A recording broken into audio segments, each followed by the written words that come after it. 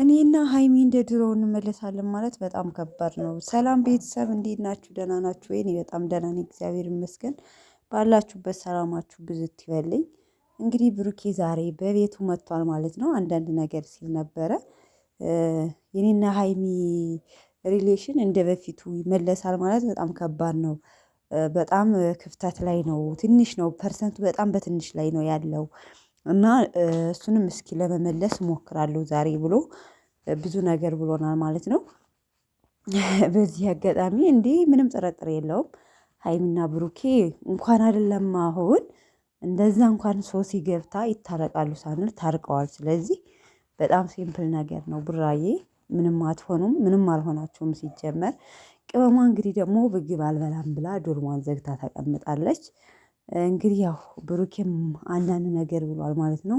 ያው ስለ ሄኖክ፣ ስለ ሀፍቴ፣ ስለ መለኛው፣ ስለ ወንድሞቹ መልእክት አስተላልፏል። ምንድነው እሱም አትጨነቁ፣ እኔ በራሴ መንገድ እፈታዋለሁ፣ ችግሬን ራሴ እፈታዋለሁ ብሎ ተናግሯል። እናንተ ስራችሁን ስሩ። ሄኖክም ደግሞ ብዙ ነገር የምትሉት አላችሁ፣ ግን እሱ የኔን ሀሳብ ስለተረዳኝ ነው ከጎን የሆነው እንጂ ያን ያህል የሚወቀስ ልጅ አይደለም ብሎ ስለ ሄኖክም ተናግሯል ማለት ነው። ሄኖክ ምንድነው ያው ሀይሚን ለምን ፍፄ ጋርም ተደባድበዋል። ለምን ብሩኬን ብቻ ትደግፋለህ?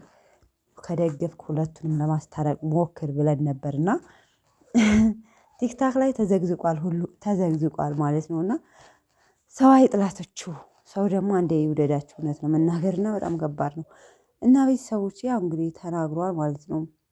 እና እንግዲህ ይቅርታም ብዬ ከሀይሚ ቤት ሂጄ ልቀመጥ ነው፣ ነገሮችን ለመፍታት ሞክራለሁ እና ቅመምዬ ብሏታል። በነገራችን ላይ ቅመምዬ ሲል እኔ እንዴት ደስ እንዳለኝ ማለት ነው። ልክ ድረው እንደዚህ የቅመሟ ትለያለች ብዙ ነገር ይላል ስለሷና ያው እንግዲህ አልበላም ብላ በሯን ዘግታብኛለች ብሎ እንግዲህ ሂዶ እሷን ለማባበል ሞክሯል ማለት ነው።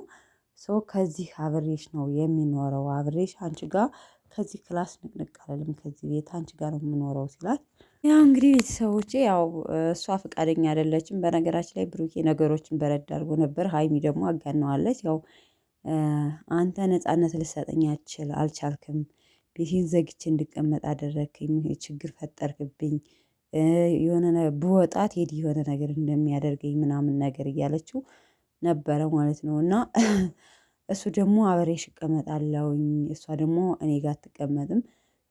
በቃ ብቻ አላቅም።